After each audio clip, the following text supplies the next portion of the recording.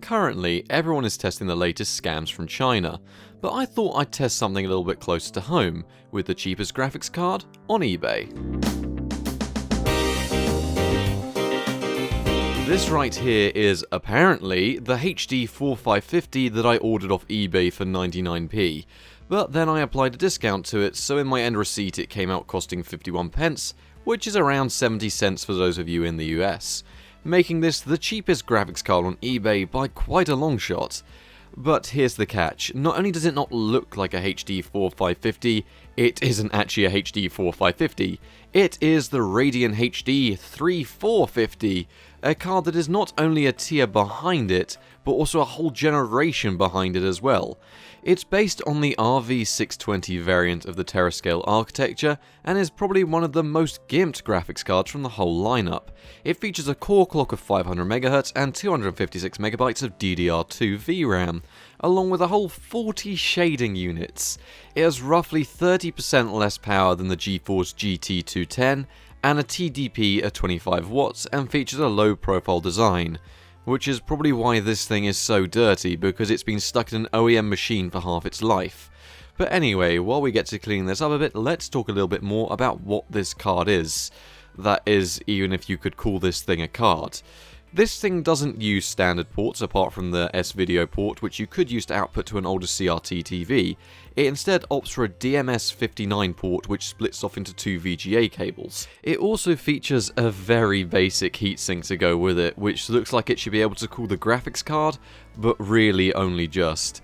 The card is very unimpressive, as it was designed to go in SFF Dell PCs from the moment they were made, so it's no wonder that it doesn't really boast anything too impressive.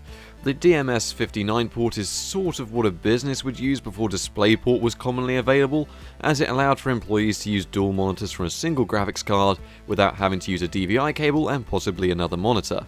In other words, it allowed them to cut down on cables and costs, so for us it just makes it a pain in the arse.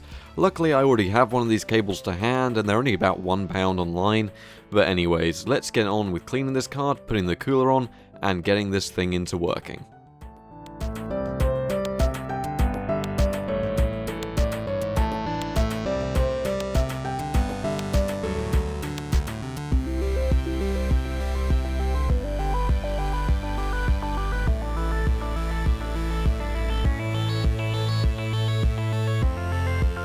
Now with this GPU clean and put back together, it's time to put it in our system and fire it up, which proved to be a massive issue as the card was artifacting to hell from the moment I got it to the dashboard, and of course the drivers failed to install, so I did the only sane thing, stuck it in the oven for 5 minutes and then put the cooler on and put it back in my PC, and to no one's surprise it worked perfectly fine.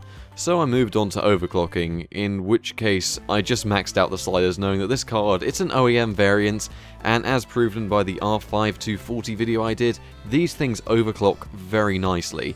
So I just put all the sliders to the max, ran Unigine Valley to make sure it was safe, so it's ready to jump into some games, and let's see how it performs. So let's start with the usual in GTA 5 in 240p with the normal settings and no shadows, and we saw an average of 34 FPS with 1% lows of 23 FPS, 0.1% lows of 8 FPS, and it worked and it ran, but not particularly well. The FPS could drop when a lot was going on, but it did work, and the card did sound like a jet engine while all this was going on. But for the most part, the card did run smoother than I thought it would, and although 240p isn't great, yeah, it's just not great actually. I'm not going to say I'm claiming this is good quality at all.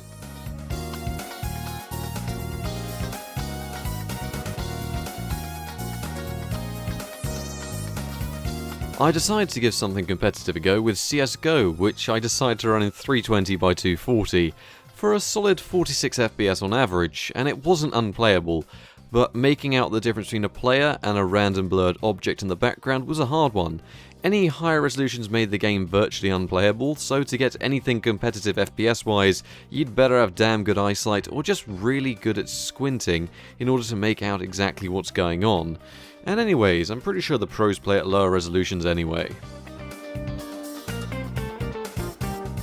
Next up was something that was still relatively new to us, but a simpler indie game to see how it fares in those types of games. Software Inc. was run with the lowest possible settings in 1024x768 for an average of 23 FPS, which isn't great, as these are the lowest graphical options available to us, as otherwise the UI becomes too large to even use. However, this indie game never really saw a playable FPS, so those newer simple games are really just unplayable, purely because they aren't designed to run at these low resolutions that this card requires. The same is true for a lot of the games that use 3D assets and the games that don't support the older APIs that this card needs. But here we are trying to push things to the limit, and I reckon we've just found the modern limit on games you can run.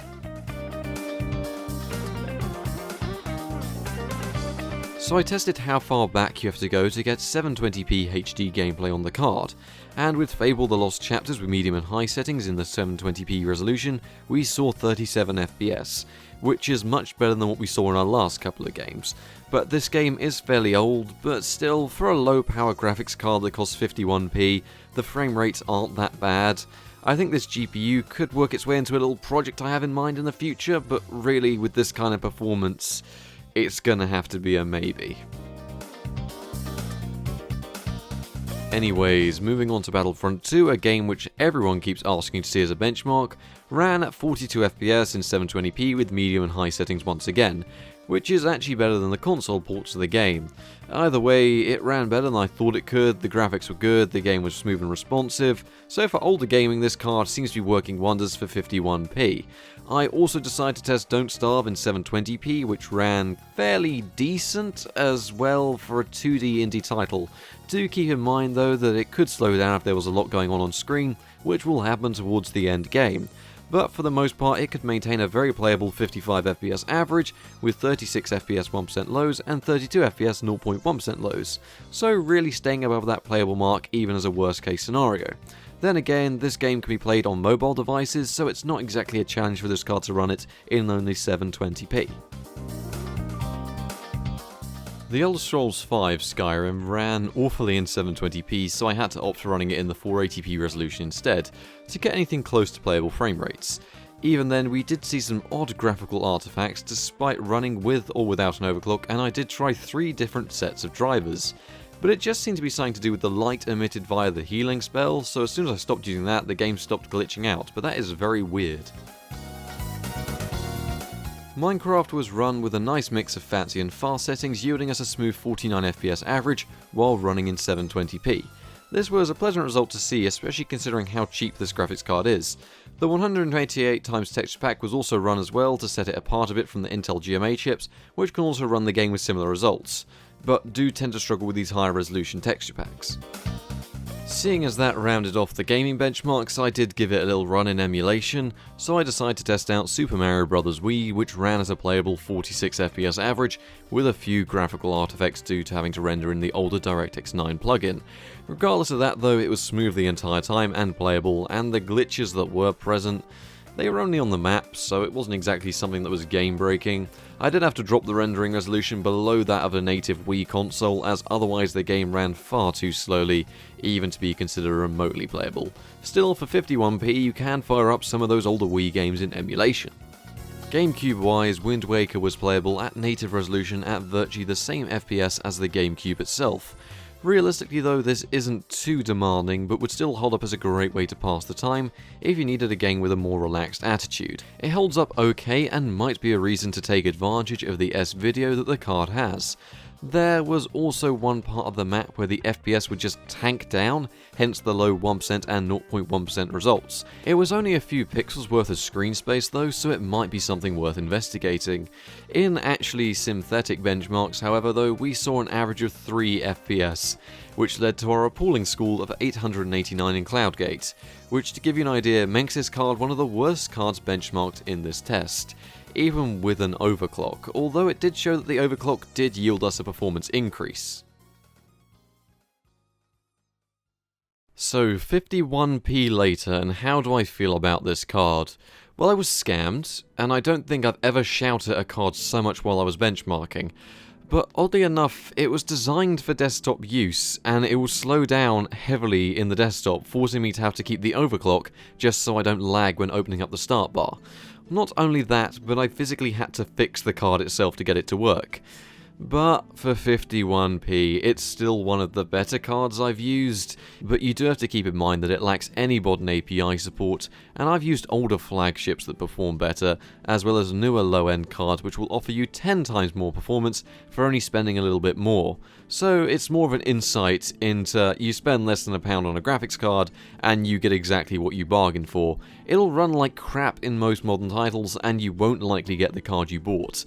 And chances are it'll also arrive broken as well, so feel free to take the risk and you got yourself a nice little project to work on for some older titles. Still doesn't make it any good in my opinion, but still, thank you very much for watching, good night. So this video was more for a bit of fun, but damn was it an adventure. Like and subscribe if you'd like to see more like this, and I'll catch you guys in another Budget Builds video.